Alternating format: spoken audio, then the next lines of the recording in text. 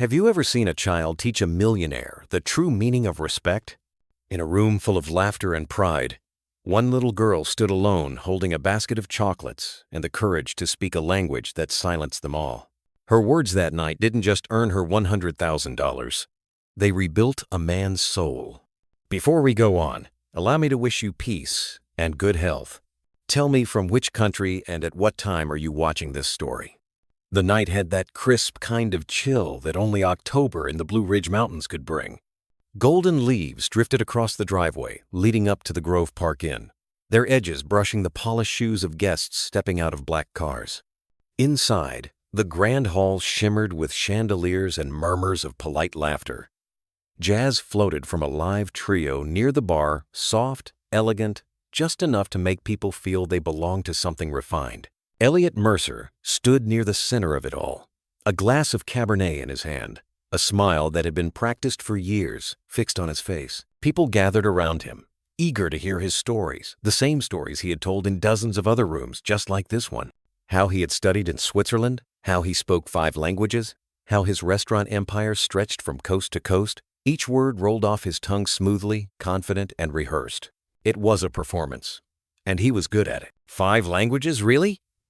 A woman in a sequined shawl asked, eyes wide with polite wonder. Elliot chuckled, tilting his glass. 6, if you count business as 1, he said, and the circle of guests laughed right on cue. At the far end of the table, Johann Adler watched him over the rim of his wineglass. The German investor's calm presence contrasted sharply with Elliot's easy arrogance. He had a habit of listening more than speaking, and tonight he listened carefully to the tone, to the pauses, to the faint weariness behind Elliot's charm. When a local reporter asked about his personal life, "Do you ever find time for family, Mr. Mercer?" Elliot paused. The smile stayed, but his eyes dimmed slightly. "Family's complicated when you're always on the road," he said, brushing it off with a laugh. "But I make sure to call my daughter when I can." It wasn't true, not really. He hadn't returned her last 3 calls. As the crowd moved toward the buffet tables, Elliot slipped his phone from his pocket. A notification blinked. "You missed my recital again." He stared at it, thumb hovering, then locked the screen without replying. He took a long sip of wine, letting the warmth slide down his throat, trying to push the message from his mind. He didn't notice Johann watching. The evening went on, each conversation blending into the next numbers, partnerships, prospects. Someone mentioned the upcoming charity gala in Atlanta. Another joked about auctioning off a dinner with Elliot himself. The laughter was easy, empty. Beyond the arched windows, the mountains were already dark. The moonlight caught the glass and cast a faint reflection of Elliot's own face back at him. For a brief second, he didn't recognize the man looking back. He looked tired. He adjusted his cufflinks and turned toward the sound of clinking silverware, searching for another conversation to fill the silence pressing behind his ribs. A waiter passed, offering canapés, and Elliot nodded absently. He could hear the jazz trio shifting into a slower tune, something old, something familiar, and for a fleeting moment, the melody tugged at a memory he couldn't quite place. The sound of a piano in a smaller room, his daughter's voice saying, "Dad, watch me play." He looked away quickly, pretending to check his watch. Then, as the last chord of the song faded, the heavy oak doors at the far end of the hall creaked open. A cold draft slipped through, carrying the faint scent of rain. Guests turned, some annoyed, others merely curious. Standing there was a small girl, no older than 10, her hair pulled back into a neat braid, her coat too big for her small frame. In her hands, she held a wicker basket wrapped in clear plastic and tied with a red ribbon. She hesitated for a moment under the chandelier's glow, her brown shoes leaving faint marks on the marble floor. Then, in a soft but steady voice, she said, "Excuse me, sir. Would you like to buy a chocolate?" For a heartbeat, no one said a word. Forks froze mid-air. Glasses hovered inches above the tablecloth. The contrast between the girl's trembling voice and the luxury around her was so sharp it almost felt unreal. Then came the chuckle, Elliot's chuckle, low at first, then louder, carrying across the room. "Sweetheart," he said, his tone halfway between amusement and disbelief. "We're having a business dinner, not a bake sale." Laughter rippled from the guests nearby, the kind that wasn't cruel exactly, but careless enough to sting. The girl blinked, Unsure if she should smile or run, her small fingers tightened around the basket handle. "I'm sorry, sir," she said quietly. "I just wanted to help my mom. She makes them herself." The laughter softened, but no one spoke up. Elliot felt Johann's eyes on him, steady and unblinking. "Maybe," Johann said finally, his accent cutting through the chatter. "You should let her try, Mr. Mercer. Business is all about confidence, isn't it?" The tone wasn't mocking, but it wasn't gentle either. Elliot straightened, sensing the attention shift toward him again. He wasn't about to lose control of the room he'd owned all night. He leaned back in his chair, crossing one leg over the other. "All right then," he said, voice smooth as silk. "Let's make it interesting." Every head turned toward him. "If you sell me those chocolates in German," Elliot said, smiling, "I'll pay you $5,000. Gasps and laughter filled the hall. Someone murmured, "5,000?" Another added, "She's just a kid." But the girl didn't flinch. She studied him carefully, her brown eyes calm, almost too calm for a child. "Deal," she said. A hush fell over the room. Johann set his glass down, watching intently. He knew that look, the look of someone who understood more than they were expected to. The girl took a slow breath, as though gathering courage from somewhere deep inside her. Then she spoke. The words that came out weren't hesitant or clumsy. They flowed smooth and musical, her German clear and precise. The room seemed to tilt. Every syllable echoed under the chandelier, delicate yet firm, like the sound of a small bell cutting through fog. Johann's eyebrows lifted. A soft exclamation in his native tongue slipped out. "Wunderbar." Elliot froze. He couldn't understand the words, but he didn't need to. The meaning was written in every stunned face around him. His smile faltered, the confidence draining just enough for people to notice. When the girl finished, she stepped forward, reached into her basket, and offered him a small chocolate wrapped in gold foil. Her voice was steady now. "You said it yourself, sir," she told him. Words matter. The laughter was gone. Only the quiet hum of the band remained, uncertain whether to keep playing. Elliot opened his mouth, but no sound came out. Somewhere inside, something twisted, a mix of embarrassment and something older, something that felt like shame. Johann leaned forward slightly, breaking the silence. "In my country," he said, "a man's word is a contract." The phrase landed like a stone in the still water of the room. Elliot forced a chuckle, trying to gather the scattered threads of his authority. "It was just a joke," he said lightly. "No harm meant." The girl's shoulders straightened. "My mom says a promise is something you never break," she said softly. "Even if it costs you." Elliot stared at her. For the first time in years, someone had looked at him without admiration or fear, only disappointment. He could feel his heart thumping hard beneath his tuxedo. The wine tasted bitter now. He tried to look around for support, but every face had turned away. Only Johann remained, his gaze unwavering. Outside the window, the rain had started again, tapping against the glass like a patient reminder. Elliot looked down at the small chocolate still in his hand, then back at the girl. She stood perfectly still, her coat damp from the drizzle, her shoes leaving tiny wet prints on the marble floor. For a long moment, nobody moved. Then Johann said quietly but firmly, "Sometimes, Mr. Mercer, the smallest deal can reveal the biggest truth." And for the first time in years, Elliot Mercer felt smaller than the child standing before him. The next morning, Asheville woke under a silver mist. The streets near the inn were quiet, except for the distant hum of delivery trucks and the soft clatter of rain against the cobblestones. Elliot Mercer sat alone in the hotel cafe, nursing a cup of coffee that had long gone cold. The events of the night before still echoed in his mind, her voice clear and sure, speaking a language he didn't understand but somehow felt. He tried to convince himself it had been a harmless joke gone wrong. Everyone would forget it in a day. Investors had thick skins. They cared about numbers, not moral lectures. Yet Johann's words had burrowed somewhere deeper. "In my country, a man's word is a contract." The phrase refused to leave him. Across the room, two hotel staff whispered near the counter. Elliot caught fragments of their talk, something about a girl selling chocolates, something about how the general manager had nearly thrown her out before Mr. Adler intervened. Elliot sighed, rubbing his temples. He didn't know why it bothered him. Maybe because he could still see her face when she said those words, "Even if it costs you." When Johann appeared in the doorway, umbrella in hand, Elliot wasn't surprised. The German looked as composed as ever, a faint smile beneath his gray mustache. He walked straight to Elliot's table. "Morning, Mr. Mercer." Elliot forced a smile. "Morning, Johann. Coffee?" "I'll take tea," Johann said, setting down his umbrella. "You didn't sleep well, I assume." Elliot let out a short laugh. "You could say that. About last night," Johann raised a hand. "No need to explain to me, but perhaps you should to yourself." The silence stretched, thick and uncomfortable. The waiter brought Johann's tea, steam rising in slow curls between them. "She's a bright child," Johann continued. "Her name is Greta Fischer. Her mother works in housekeeping here. The girl learned German from the old woman who used to live next door." Elliot stared at him. "You know her?" "I asked this morning," Johann said simply. "I wanted to know who could humble a room full of millionaires with nothing but honesty." Elliot looked away, a flicker of irritation in his chest. "It wasn't about honesty. It was just timing." "Luck." Johann sipped his tea. "If you truly believe that, then you've learned nothing." The words landed harder than he expected.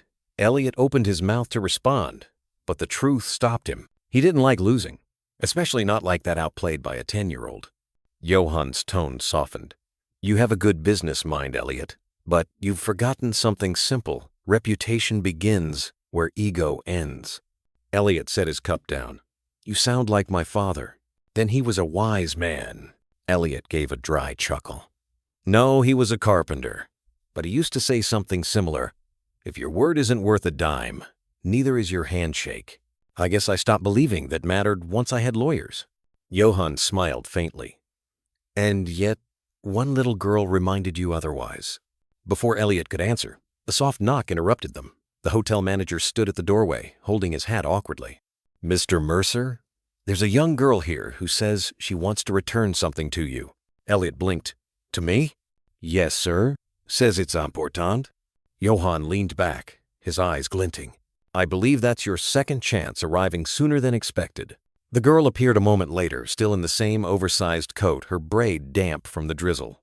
In her hands, she held a small brown envelope. She hesitated near the table until Johann gestured kindly. "Come closer, Fraulein." Greta stepped forward and placed the envelope in front of Elliot.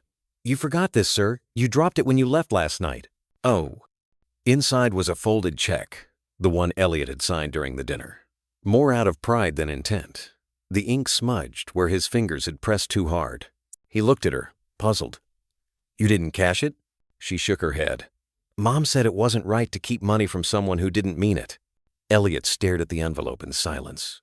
The check felt heavier now, as if it carried more than ink and paper, maybe a weight he hadn't realized he was already dragging behind him. Across the table, Johann said nothing, only watched with the patient stillness of a man who knew this moment mattered. "Your mother sounds like a wise woman," Elliot said finally. Greta nodded. "She says people don't need to be rich to keep their word, just honest." The simplicity of it hit him harder than he wanted to admit. For years, his world had revolved around contracts, deadlines, and negotiations, each one signed with pens that cost more than the rent this girl's family likely paid in a month. Yet somehow, this child had more integrity than most of the partners he'd ever done business with, including himself. He cleared his throat, reaching for his wallet, but Johann stopped him with a look. Elliot froze. It wasn't money that was needed here, and he knew it. Instead, he turned toward Greta. "Do you like school?" "Yes, sir. But I can't always go. Sometimes I help my mom clean rooms." "Do you want to keep studying?" Her eyes brightened, the faintest spark flickering behind the shyness. "Yes, I want to learn more languages, maybe travel one day." Elliot felt something shift in his chest, quiet but undeniable. It wasn't pity. It was recognition of something he'd lost somewhere along the road to success. He folded the check again, carefully this time, and placed it back in the envelope. "Keep this," he said softly. "Not for chocolates, for your future. Use it for school." Greta's eyes widened. "But you said—" "I know what I said," Elliot interrupted, a small smile forming. "And I meant it now. A promise is a promise, right?" Her expression wavered between disbelief and gratitude. Then she nodded slowly. "Right." The manager, still hovering awkwardly near the doorway. exhaled, as if he'd been holding his breath the whole time. Johan's smile returned, faint and approving. When Greta left, Elliot watched her disappear into the rain-soaked street. The red ribbon on her basket was the last thing he saw before she turned the corner. The cafe felt quieter after that, as though even the air had shifted. Elliot leaned back, staring at the window where droplets traced uneven paths down the glass. For once, the reflection looking back at him didn't seem so polished. It looked human. Johan broke the silence. "You see, my friend, it wasn't the check that mattered. It was the moment you decided to mean it." Elliot nodded. "I suppose I needed reminding." Johan chuckled softly. "We all do, from time to time." Outside, a car honked faintly. The city was waking up. People hurried past under umbrellas, their steps quick and anonymous. Elliot envied them a little, their ordinary mornings, their quiet routines. He wondered what it might feel like to live without needing to impress anyone. He reached into his jacket pocket and took out his phone. His thumb hovered again over his daughter's message, the one from last night. "You missed my recital again." This time, he didn't ignore it. He typed slowly, "I'm sorry, sweetheart. I'll make it to the next one. That's a promise." His reflection in the glass smiled faintly as he hit send. For the first time in a long while, the word promise didn't sound like an empty formality. It sounded like a beginning. Johan stood, gathering his umbrella. "Well, Mr. Mercer, I believe we both have things to attend to. I'll see you at the meeting later?" Elliot nodded. "Yes, and Johan, thank you for not letting me forget what matters." The German tipped his head, eyes twinkling. "Just make sure your word keeps its weight." As Johan left, Elliot stayed by the window, watching the rain lighten to a soft drizzle. He thought of Greta's steady eyes, of her mother's quiet strength, of the laughter that had filled the room before everything turned still. Then he picked up his coffee, now lukewarm, and smiled to himself.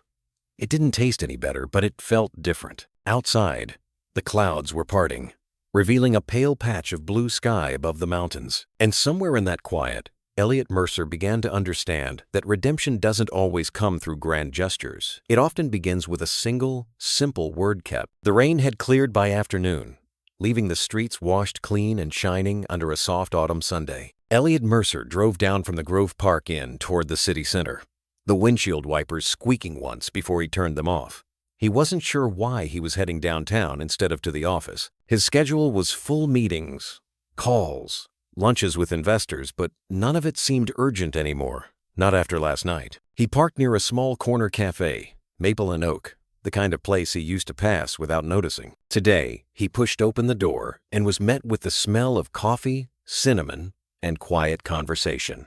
A waitress greeted him with a smile. "Morning, Honorable. Just one?" "Yes," Elliot said, hanging his coat on the rack. "Somewhere by the window, please." He sat down and ordered black coffee. No sugar. Outside, people hurried by with paper cups and laptops, moving through their own storms, unaware of the one that had passed inside him. He took out the envelope Greta had returned that morning and placed it on the table. The check was still there, folded neatly. It struck him as absurd how a piece of paper could carry so much weight. "A promise is a promise," she'd said. He could still hear the calm conviction in her small voice. He was staring at it when his phone buzzed. Johan Adler's name appeared on the screen. "Elliot," Johan said without preamble, "I assume you've had time to think." "I have," Elliot replied, his voice lower than usual. "You were right. I was out of line." There was a short pause before Johan spoke again. "Good, but I wasn't calling for an apology. I was calling to invite you. Greta's mother is meeting the scholarship board this afternoon. They're reviewing community sponsorships. You should come." Elliot frowned. "Scholarships?" "Yes. For children like Greta who work instead of study. I donated last year. You could too." Elliot looked down at the check. "Where?" "Community Center on Maple Street, 2 o'clock. After they hung up, Elliot stayed seated for a while, tracing his thumb along the envelope's edge. Then he slipped it into his jacket pocket and left the cafe. The community center was nothing like the banquet halls he was used to. The floor creaked underfoot, and the smell of chalk and disinfectant lingered in the air. A handful of volunteers moved between tables stacked with boxes of books and notebooks. Near the front, A woman in her late 30s stood sorting papers, tired but graceful, her dark hair tied back, her hands quick and steady. "Mrs. Fisher?" Johann called. She turned and smiled politely. "Yes, and you must be Mr. Adler." "That." Elliot lingered near the doorway, suddenly unsure of himself. Mrs. Fisher looked like she'd carried years heavier than her age, but her eyes were kind. Johann gestured toward him. "This is Mr. Mercer. I thought you two should meet." Her expression shifted, subtle, guarded. "Oh," she said quietly. "The man from last night." Elliot winced. "Yes. I owe you and your daughter an apology, Mrs. Fisher. I shouldn't have treated her that way." She shook her head. "You don't owe me anything, sir. She told me what happened. I'm just glad you listened to her." He wasn't sure how to respond. "She's remarkable," he said finally. "You must be proud." "I am," she said softly, "but proud doesn't pay tuition." Her words weren't bitter, just factual. That simple honesty hit him harder than accusation ever could. He nodded slowly. "I understand." Johann smiled faintly. "Mr. Mercer here was just telling me he's looking for a meaningful way to invest locally." Elliot blinked. "Was I?" "You are now," Johann replied smoothly. Mrs. Fisher gave a small smile, the kind that barely touched her lips but warmed her face. "Well, if that's true, there are plenty of children who could use a little help. Greta's just one of them." Elliot glanced around the hall, the cracked windows, the worn posters about reading for all. He thought of the silent luxury of his boardroom and felt a sudden pang of shame.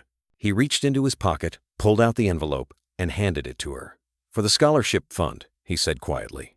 "My company can match whatever's needed for the next semester." She hesitated, looking at him, as if weighing whether this gesture came from guilt or change. Then she nodded. "Thank you, Mr. Mercer." Her tone was calm, without ceremony. It reminded him of Greta, measured, honest, expecting nothing more. "Mrs." Fisher carefully folded the envelope and placed it into a small donation box on the table. "Every bit helps," she said softly. Then, as if sensing the weight behind his silence, she added, "My daughter didn't tell me what you said to her, Mr. Mercer, only that you kept your word." Elliot blinked. "She said that?" "She did," Mrs. Fisher replied, straightening a stack of papers. "She said, 'He gave me a promise, and he didn't break it.' That was enough for her." The words landed gently but sank deep. For the first time in years, Elliot couldn't find something clever to say. There were no witty remarks, no polished lines, only a quiet awareness that, somehow, a child had chosen to remember his better self even when he hadn't shown much of it. Johann stepped closer, his tone reflective.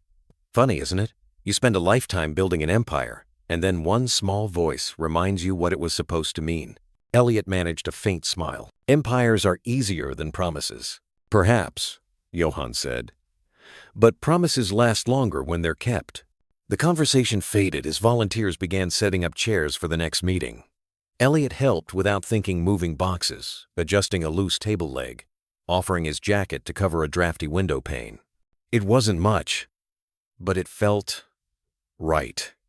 Like the beginning of something small, but real. When he turned to leave, Mrs. Fisher called after him. "Mr. Mercer?" He looked back.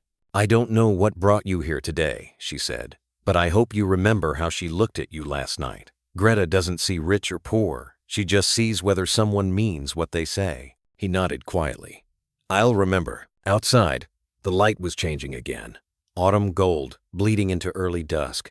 Elliot walked without direction, his polished shoes crunching against the damp leaves on the sidewalk. Every sound seemed sharper now. The whistle of a faraway train, the murmur of voices from a bakery, the faint chime of a church bell somewhere beyond the hill. He stopped at a crosswalk and looked up at the mountains that framed the town. They looked the same as they had the day before, but something inside him had shifted. The air felt lighter. He took out his phone again and scrolled to his calendar. A dinner meeting with potential investors blinked in red. He pressed delete. In its place, he typed, "Visit Greta and Mrs. Fisher Saturday, 10 a.m." A few steps away, an elderly man sat on a bench feeding crumbs to pigeons. Elliot hesitated, then approached him. Mind if I sit? Not at all, the man said with a friendly grin. You look like someone who's just made a hard decision. Elliot chuckled softly. Something like that. The man tossed another handful of crumbs. Well, son, whatever it was, just remember, words travel faster than cars in a small town. Make sure yours go somewhere worth hearing. Elliot nodded, smiling faintly. I think I finally understand that. The old man patted his shoulder. Then you're already doing better than most. They sat in companionable silence for a while, watching the pigeons flutter and the light fade over the ridge. When Elliot finally stood, he slipped a folded bill into the man's hand. For your next loaf of bread, he said. The man looked up, amused.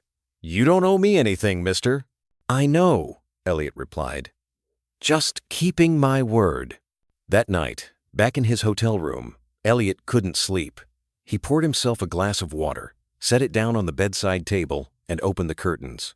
Asheville sparkled below, quiet, unassuming, alive. He picked up a notepad from the desk and began to write, the pen moving slowly across the page. A promise means nothing until it costs something. Last night, a little girl taught me the price and the reward of meaning what I say. He paused, reading it back, then folded the page and slipped it into his briefcase. Maybe someday he'd give it to his daughter. The phone buzzed once with a new message from Johann. Meeting went well today. Proud of your change of heart. Tomorrow, you'll see why. Elliot smiled. For the first time in years, pride didn't feel like armor. It felt like peace. He turned off the lights, the words of the day echoing softly in his mind. Promises don't need to be perfect, just kept. The morning sun spilled gently through the tall windows of Elliot's office, painting long stripes across the polished floor. His assistant, Janet, moved quietly around the room, placing folders on the desk, adjusting the blinds, refilling his coffee mug just the way he liked, black, strong, no sugar. Yet something in his expression made her pause. He wasn't looking at the papers or the screen in front of him. He was staring at his own reflection in the glass. Janet, he said finally, voice softer than usual, have you ever done something that seemed small but kept you awake at night? She glanced up, surprised by the question. I think everyone has, sir. He nodded slowly. I met someone recently, a little girl. She reminded me of what I forgot, somewhere along the way. Janet smiled politely, uncertain where this was going. That sounds important. It was. He turned away from the window and reached for his checkbook, an object he hadn't touched in years. He flipped it open, tracing a finger over the crisp pages. Do you know what this used to mean to me? He asked. Control. Success. Now it just looks like a list of broken promises. Janet hesitated. Would you like me to leave you alone, Mr. Mercer? He shook his head. No, stay. I need a witness. He picked up his pen, exhaled slowly, and began to write. Each stroke of ink felt deliberate, like stitching something torn back together. When he was done, he tore the check out and handed it to her. Deposit this into the community fund Johann told you about. The Word-Kept Foundation. Janet looked at the amount, eyes widening slightly. Sir, this is significant. I know, he said simply. It's about time I invested in something that isn't measured in profit. She studied him for a moment, then nodded. I'll make sure it's done. When she left, the office fell into a deep quiet. Elliot sat back, staring at the checkbook. There were 100 entries before today, business deals, property purchases, donations made for publicity, but none of them felt like this one. This one felt real. He reached into his drawer and took out the small chocolate wrapper Greta had given him. It had somehow survived the past few days, slightly crumpled, still faintly smelling of cocoa. He placed it beside the pen. That's where it started, he murmured. The phone rang, startling him. It was Johann. You sound awake, Johann said with his usual calm. I am, Elliot replied. I just sent the first deposit for the foundation. Good, Johann said. Actions matter more than apologies. You've learned that. I'm trying, Elliot said. Trying is the first honest word I've heard from you, my friend. Johann chuckled. Keep it. Oh. They spoke for a few minutes about logistics, legal filings, and future meetings. But beneath it all lay something unspoken, a sense of respect that hadn't been there before. When the call ended, Elliot stayed seated, feeling lighter than he had in years. He took out another piece of paper and began drafting a letter, something he hadn't done in a long time. His handwriting was neat, careful. Dear Greta, you once told me words should mean something. I wanted you to know I listened. There's a new foundation now, built on your lesson. Its name comes from what you taught me, the word kept. Thank you. Elliot Mercer. He read the letter twice, folded it neatly, and sealed it in an envelope. Outside, the city hummed with distant noise, horns and footsteps, and wine between the buildings. Elliot stood by the window, watching people move below, each carrying their own invisible battles. For the first time, he felt connected to them, not above, not apart, just part of the same rhythm. He picked up his phone and called Janet again. Before you leave, he said, find out where Greta goes to school. I'd like to mail something. Yes, sir, she replied softly. Elliot hung up and looked once more at the checkbook, lying open on the desk. The blank pages no longer felt empty. They looked like space waiting to be filled with meaning, not money. He smiled to himself, closed it gently, and whispered, a word kept. That evening, the downtown hotel hosted another gathering, a small press dinner arranged by Johann Adler before his return to Munich. Elliot had avoided such events since the night of the chocolate incident.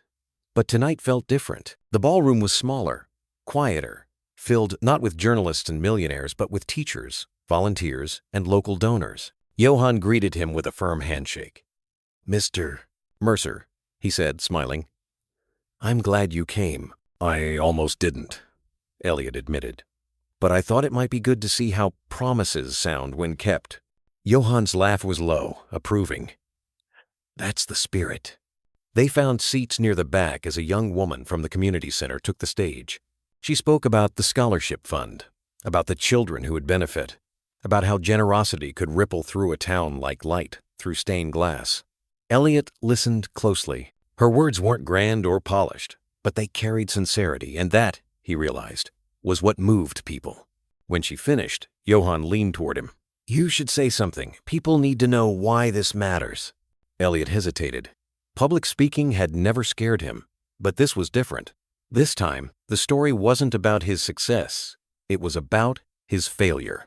He rose slowly, adjusting his jacket as the room turned to him. I wasn't planning to speak tonight, he began, his voice steady but quiet. But I think some of you deserve to hear the truth about how this foundation started. He paused, scanning the room.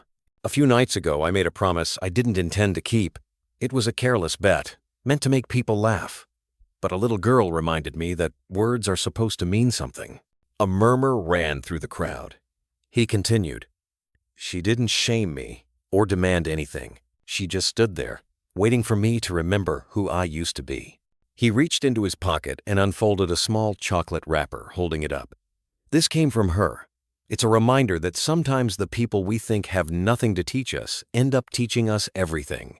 Applause rose softly, not loud or showy, but warm. Elliot smiled, the kind that came from somewhere genuine. So this foundation isn't just about scholarships or donations. It's about honesty, about teaching our children and reminding ourselves that a promise kept is worth more than any fortune. He ended simply. That's all. Thank you. The applause grew stronger. Johann stood and clapped, his eyes glinting with pride. After the event, they stepped outside together. The night air was cool and smelled faintly of rain again. Streetlights cast long, gold reflections across the wet pavement. Johann pulled a cigar from his pocket but didn't light it. You did well, he said. It takes courage to speak the truth when it's not flattering. Elliot shrugged. It felt necessary. Johann looked at him for a long moment, then extended his hand. Now I can call you a partner, he said. Not just in business, but in principle. They shook hands. For once, the gesture didn't feel like a transaction. It felt like an understanding. When Johann left, Elliot stayed on the sidewalk, listening to the quiet city breathing around him. Across the street, a bus pulled up, and a group of children climbed aboard, their laughter echoing faintly in the night. He thought of Greta and smiled. Back in his office later, he opened his drawer and took out his checkbook again. At the top of a fresh page, he wrote a note instead of a number, for promises yet to be kept. He closed it and set it aside. Through the window, The city lights shimmered like distant stars. For the first time in a long while, Elliot Mercer didn't feel like he was chasing anything. He felt like he was returning slowly, quietly, to the man he should have been all along. The next morning, Asheville lay under a veil of soft fog, the mountains half hidden like a watercolor still drying. Elliot sat in a corner booth at Maple and Oak Cafe, the same place he had stopped by weeks ago, without knowing why. The waitress recognized him now. "Morning, Mr. "Mercer," she said warmly, setting down his usual black coffee. "Refills free today." He smiled faintly.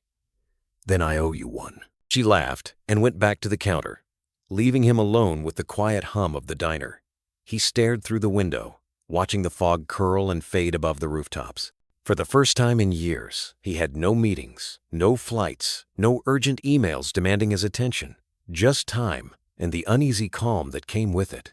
On the table beside his cup sat the same chocolate wrapper Greta had given him. The edges were worn now, the red foil dull, but he still kept it close.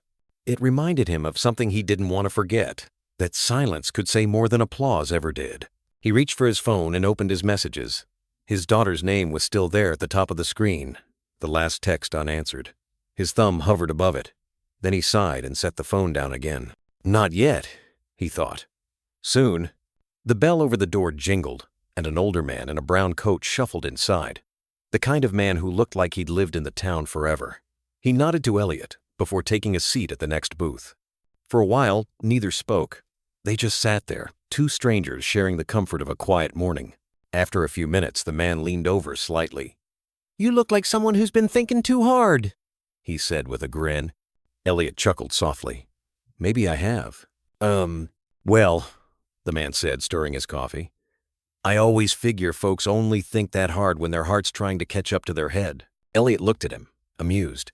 "You might be right about that." The man raised his cup. "Ain't wrong often," he said, and took a sip. When the man left a little later, he placed $1 on Elliot's table instead of his own. "For next time, you're thinking too much," he said with a wink. Elliot started to protest, but the man just tipped his hat and walked out. Elliot picked up the $1 and smiled. There was a time he would have tossed it aside without a thought. Now, it felt like a message, a small act of kindness returned. No contracts, no debts. Just a quiet promise between strangers. He paid for his coffee and stepped out into the morning. The fog had lifted, and sunlight spilled across the wet pavement, turning the puddles into mirrors. He walked slowly toward his car, breathing in the clean air. Somewhere in the distance, a church bell rang 11 times. He thought of Greta's voice, of Johann's quiet pride, of his daughter's unanswered message. The weight in his chest wasn't guilt anymore, it was something gentler, like longing mixed with hope. At a red light, he pulled over near a park and got out. Children were playing near the swings, their laughter rising into the cool air. He sat on a bench beneath a maple tree, its leaves drifting down in lazy spirals. A small boy was trying to stack fallen leaves into a pile, and when the wind scattered them, he started over without frustration. Elliot watched him and felt something stir inside a recognition of the patience he'd lost somewhere along the way. He stayed there for a long time, listening to the sounds of the town. Footsteps on gravel, a dog barking, the faint whistle of a train far beyond the ridge. The world felt slower, kinder. When he finally stood, he walked back to his car and sat for a while before turning the key. He whispered to himself, almost as if testing the words, "It's never too late to start over." That afternoon, Elliot returned to the diner. The same waitress smiled at him from behind the counter. "Back so soon?" He nodded. "I guess I wasn't done thinking." He took his seat by the window again. Outside, the sunlight filtered through the maple branches, scattering gold across the tables. He pulled a napkin toward him and began to write with the tip of his pen small words, half-thoughts, pieces of something he couldn't quite name, a promise kept, a life repaired. A word worth something again. A young man at the next booth leaned over. "You writing a book, mister?" Elliot smiled. "No, son. Just trying to remember who I am." The young man nodded, satisfied, and went back to his pancakes. Elliot looked down at his napkin, then turned it over. On the clean side, he wrote a name in slow, steady letters. The Word Kept Foundation. He stared at it for a long time, feeling a quiet certainty settle inside him. It wasn't about guilt anymore. It was about gratitude for Greta, for her mother, for the reminder that even a small promise could change the shape of a man's life. He folded the napkin and slipped it into his coat pocket. When the waitress came by, he left a tip larger than usual and smiled at her surprised expression. "Something good happen?" she asked. Elliot nodded. "Not yet," he said softly. "But it's about to." He stepped outside, the bell over the door chiming behind him. The air smelled of roasted coffee and wet leaves. Somewhere above the street, a wind picked up, carrying away the last of the fog. Elliot paused on the sidewalk, looked up at the sky, and whispered to no one in particular, "Thank you, Greta." A thin veil of morning light filtered through the blinds in Elliot's office. The hum of the espresso machine in the corner mixed with the faint tapping of Janet's keyboard. The place smelled of paper, coffee, and something new anticipation. Janet glanced up from her desk when Elliot walked in, coat draped over one arm. A quiet calm about him that she hadn't seen before. "Morning, sir," she said. "You look lighter today." He smiled faintly. "Maybe I finally stopped fighting gravity." She chuckled, unsure how to respond, and handed him a folder. "Here's the draft for the press release about your new project. I still can't believe you're doing this." He took the folder, flipping through the pages. "Neither can I," he admitted. "But it feels right." Across the first page, bold letters read, "The Word Kept Foundation. Scholarships for children of working families." Below, a simple tagline, "Because promises mean something." He ran a finger along the words. "Janet, get in touch with the community center. I want their input before anything goes public, and make sure the first scholarship is in Greta Fisher's name." She nodded, smiling. "I'll make the call right away." "Oh." When she left, Elliot sat down behind his desk and let out a slow breath. The office looked the same as it always had: mahogany shelves, glass trophies, framed photos from years of success, but it all felt different now. None of those things seemed to matter as much as the folded napkin he kept in his pocket, still carrying the words "The Word Kept Foundation." The phone rang. He answered with a small grin, already guessing who it was. "Mr. Mercer." Johan's voice came through, bright with amusement. "I just read the proposal you sent. It's good, humble, practical, not full of corporate nonsense. You're learning." Elliot laughed softly. "I had a good teacher." "Oh? That little girl?" Johan teased. "She might be the best one I've ever had," Elliot said. There was a pause on the line. Then Johan's tone grew softer. "I'm proud of you, my friend. You turned shame into something useful. That's rare."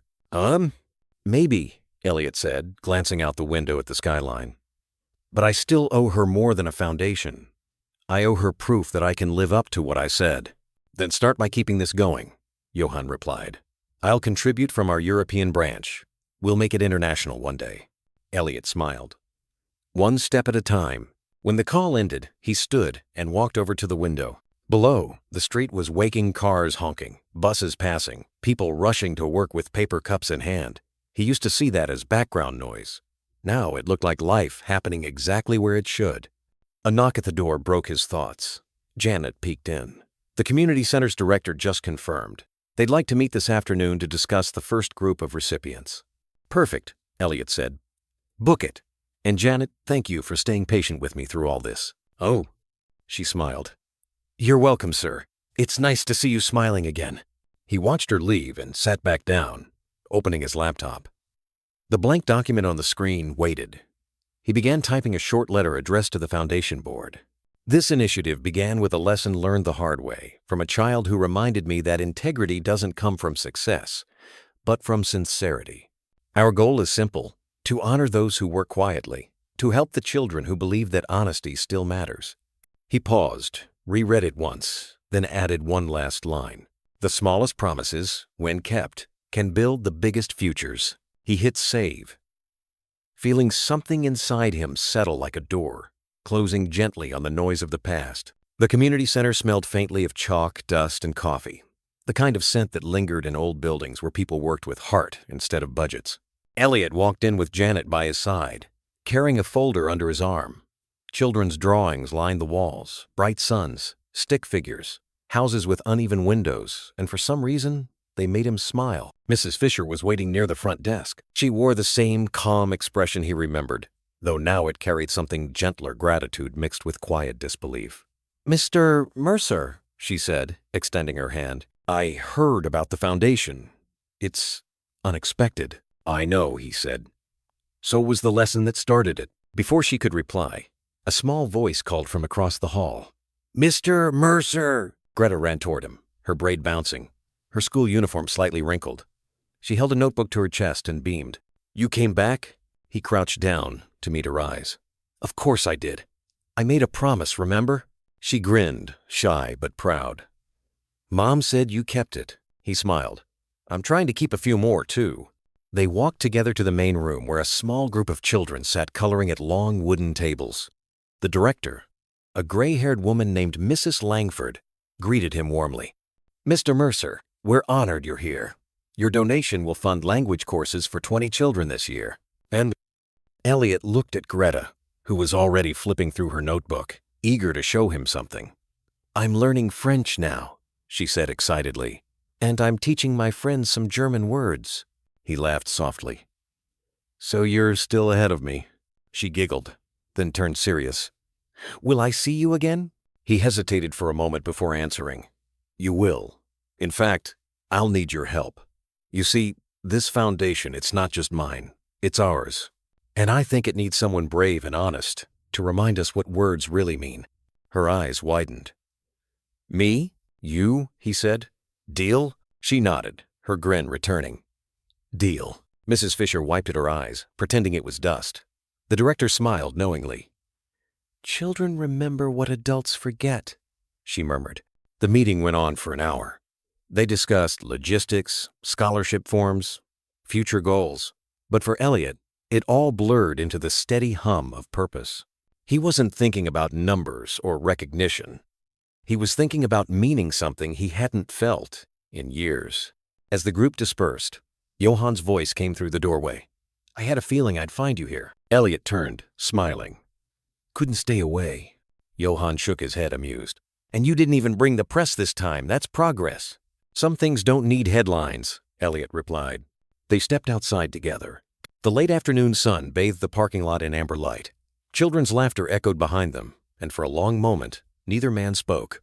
Then Johann said quietly, "You've built something worth more than money, Elliot.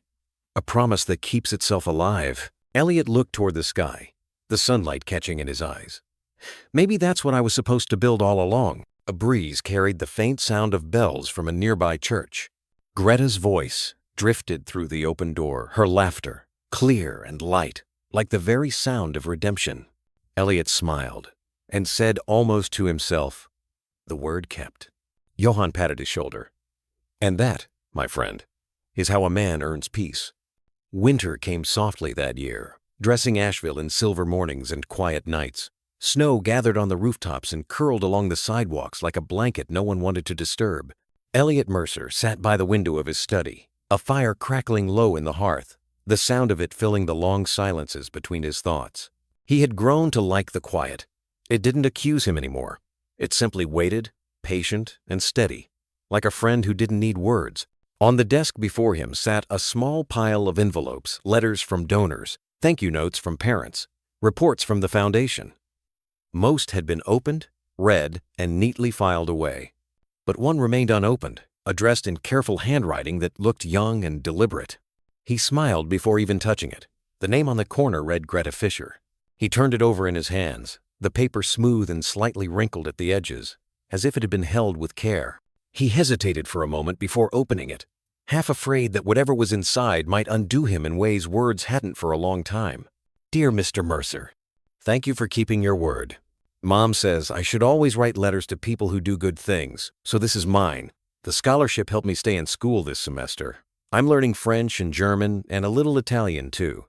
One day, I want to be a translator so I can help people talk to each other without fighting. Mom also says money isn't the real gift, it's the example. You showed me that promises are like bridges. If we don't take care of them, they fall apart. But if we do, they can hold so much. Your friend, Greta. Elliot leaned back in his chair, the letter trembling slightly in his hand. For a long moment, he couldn't read the words again. The fireplace popped softly, and the wind whispered against the window pane. He stared at the handwriting, small, uneven, full of life, and felt something swell in his chest that he hadn't felt in years. Gratitude so deep, it hurt. He stood and walked to the fireplace, staring into the flames. The words replayed in his mind. Promises are like bridges. He whispered them aloud, letting them settle into the quiet room. How long had it been since anyone saw him as a bridge? Not a wall? He set the letter gently on the mantel beside the old chocolate wrapper, the foil now dulled with time. They looked oddly perfect together, one the beginning of his shame, the other the proof of his change. The house phone rang, pulling him back. It was Janet. "Mr. Mercer," she said, her voice cheerful even through the static.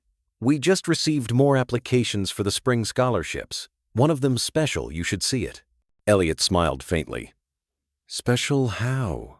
"It's from a girl who wrote that she wants to start a promise club at her school. She said it's inspired by you and the foundation. She even drew a logo, a bridge, over a book." He felt his throat tighten. "Greta," he said softly. "Yes, sir. Greta Fisher." He closed his eyes for a moment, listening to the soft hum of the fire. "Send her something back," he said. "A letter. Tell her the foundation wants to help her build that club." "I'll draft it right away," Janet replied. "Do you want to sign it yourself?"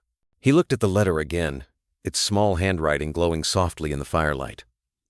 "No," he said, smiling. "She already knows it comes from me."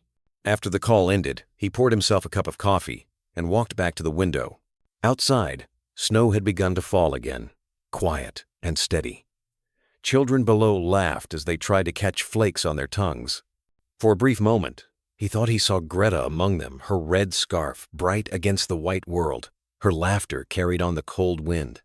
He blinked, and the image vanished. But it left behind warmth, the kind that stayed even when the fire burned low. He turned back to his desk, pulled out his pen, and wrote one line across a blank sheet of paper. Sometimes, the smallest voices build the strongest bridges. He set down the pen, folded the note, and tucked it into the drawer with the other's tokens of the life he had finally started to live. The next day, Elliot walked into the office early, the city still wrapped in snowlight. Janet was already there, sorting mail. "Morning, Mr. Mercer," she said. The board signed off on Greta's Promise Club proposal. "They're thrilled," he smiled. "So am I." On his desk lay a small parcel wrapped in brown paper. The handwriting on it was familiar, Greta's again. Inside was a handmade card, the edges uneven, the ink slightly smudged. On the cover was a simple drawing, a bridge over a river, with the words, "Thank you for building this with me." Inside, a single line read, "Every bridge needs someone who believes it can hold." Elliot sat for a long time, the card open in his hands. Outside, snowflakes drifted past the window, each one quiet and fleeting. He thought of how his life had once been built on words meant to impress, not to endure. Now, one child's simple faith had given those words weight again. He placed the card beside the old chocolate wrapper on his shelf. The two looked almost out of place among the framed awards and sleek silver pens. Yet somehow, they belonged there more than anything else. Janet knocked softly. "Should I schedule interviews for the next scholarship recipients?" "Yes," he said, still looking at the card. "And Janet, make sure each child gets a letter, a personal one. No templates. Words should mean something." She nodded, smiling. "Of course, sir." When she left, he turned back to the window. The snow was heavier now, blanketing the streets in white. Somewhere, a church bell rang noon. Elliot whispered to himself, "A promise kept is never small."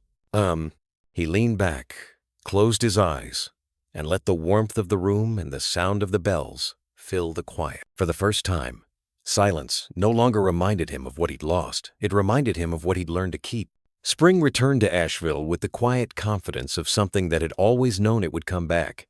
The river behind the community center shimmered beneath the morning sun, and the town was already setting up stalls for the local festival: homemade pies, wind chimes, children's crafts. The banners read, "Promise Fair, sponsored by the Word Kept Foundation." Elliot stood near the edge of the crowd, hands in his pockets, watching as the children pinned drawings to a long mural wall. Each page showed a bridge, some crooked, some bright, all different. Greta's was right in the center, a strong bridge of golden arches stretching across a blue river. Beneath it, she had written in neat block letters, "Keep your word, and the world stays standing." He smiled quietly, feeling that familiar tightness in his chest, no longer pain, but pride. Johann arrived a few moments later, dressed casually for once, his sleeves rolled up. "You did it," he said, clapping Elliot's shoulder. "You turned a dinner table embarrassment into a legacy." "Oh," Elliot chuckled. "I had help, a lot of it smaller than me." They walked together past the booths. Volunteers handed out warm cocoa and muffins, laughter spilling through the air. The foundation banner fluttered gently in the breeze. Elliot stopped near the small stage where a group of children, including Greta, stood preparing to speak. The microphone looked too big for her hands, but her voice carried clearly. "My mom says promises are what make people trust the world," she said. "When someone keeps their word, it's like lighting a lantern on a bridge so others can find their way too." The crowd grew still. Parents wiped their eyes. Volunteers smiled. Johann leaned toward Elliot and whispered, "She's better at speeches than you." Elliot grinned. "I know." After the applause faded, Greta ran to him, her face flushed with excitement. "Did you hear me?" "Every word," he said. "And you made them count." She handed him a small lantern decorated with gold paper stars. "It's for you," she said. "For the bridge you built." He took it carefully, his throat tightening. "Thank you, Greta." She beamed and ran back to her friends, her laughter mixing with the sound of a guitar someone had started to play near the picnic tables. The scene felt almost too perfect, like a painting brought to life. For once, Elliot didn't question it, he just let himself be in it. Johann handed him a cup of cider. "So what's next for the Word-Kept Foundation?" Elliot watched the children string lanterns along the bridge railing, their small hands tying each one with care. "We'll keep building," he said. "Scholarships, programs, maybe even a writing course. But really, it's not about what I start anymore, it's about what they'll continue." The wind picked up, carrying the sound of bells from the church across the street. Elliot looked at the bridge again, now glowing faintly with the first lights of dusk. Lanterns swayed, reflections rippling across the water like fireflies on the surface. He thought of his daughter then, the message he'd sent months ago, the promise he'd made. He had kept it. He'd gone to her recital, sitting in the second row, watching her play violin under warm stage lights. When she looked up and saw him there, her smile had been small but real. That memory alone could carry him through years. He reached into his coat pocket and touched the folded chocolate wrapper he still kept. The edges were soft now, the red faded, but he would never throw it away. It wasn't just paper, it was a reminder of the moment everything changed. As night fell, Greta and the other children lit the last of the lanterns. The bridge glowed with soft amber light, reflected in the calm river below. People began to clap quietly, not out of ceremony, but out of shared feeling, something honest and human. Elliot turned to Johann and said quietly, "You were right. Words matter." Johann smiled. "No, my friend, you proved it." They stood there together as the crowd dispersed slowly, the air filled with laughter, the smell of apple pie, and the sound of strings from a distant guitar. Elliot looked once more at the bridge of light, each lantern swaying like a heartbeat. He whispered under his breath, "A promise kept, a bridge built." And as he walked away through the evening glow, the lanterns reflected in his eyes. It was clear he was no longer the man who once mocked a child for speaking her truth. He was someone new, someone who had learned that redemption isn't earned through wealth or power, but through the quiet act of keeping one's word when no one else expects you to. Behind him, Greta's laughter echoed through the air, light, unburdened, and eternal. The festival lights began to shimmer as evening settled in. The children's laughter had softened into a warm hum, and lanterns floated gently down the river, their reflections dancing like stars that had chosen to rest on water. Elliot stood by the bridge railing, the same bridge the foundation had rebuilt and decorated for the celebration.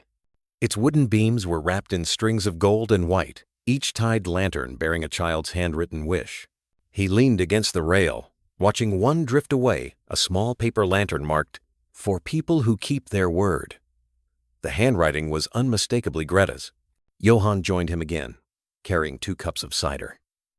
It's a good view, he said, handing one over. It's more than that, Elliot replied quietly. It's peace. They stood together in silence for a moment, listening to the soft murmur of the river below. Music from the bandstand drifted through the cool air, an old folk tune about home and forgiveness. Greta came running up, cheeks flushed, holding her mother's hand. Mr. Mercer, she called out. They said you have to make a wish too before the last lantern goes. Elliot smiled, taking the small lantern she held out. Its paper sides glowed faintly from the candle inside. All right, he said. But what should I wish for? Something honest, Greta said, grinning. He looked down at the lantern, then out toward the dark water. For the first time, he didn't have to think. Then I wish, he said softly, that I never forget this feeling the moment a promise becomes something real. Greta nodded approvingly. Together, they placed the lantern on the water and watched it float away, joining the hundreds already gliding downstream, tiny lights moving like hope itself. As it drifted farther, Johann spoke quietly. You know, Elliot, you can build many things in life.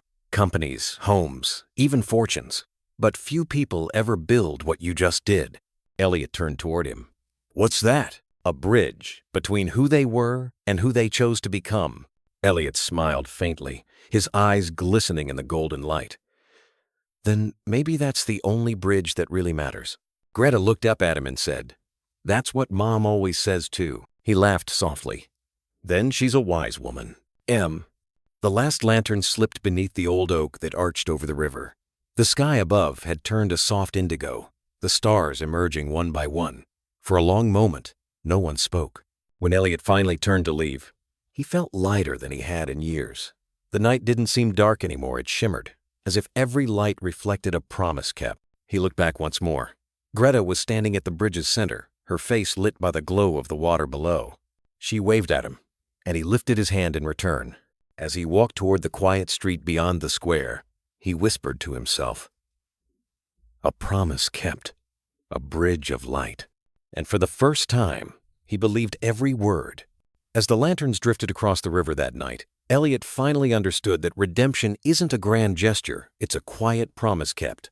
A small act, a single word honored, can rebuild what pride once broke. Sometimes, healing begins not with noise or glory, but with the sound of a bridge creaking back to life beneath the weight of trust. Love, forgiveness, and kindness are the true wealth of our lives. Just like the warm light from a kitchen window on a winter night, one sincere act of compassion can guide us home through the darkest roads.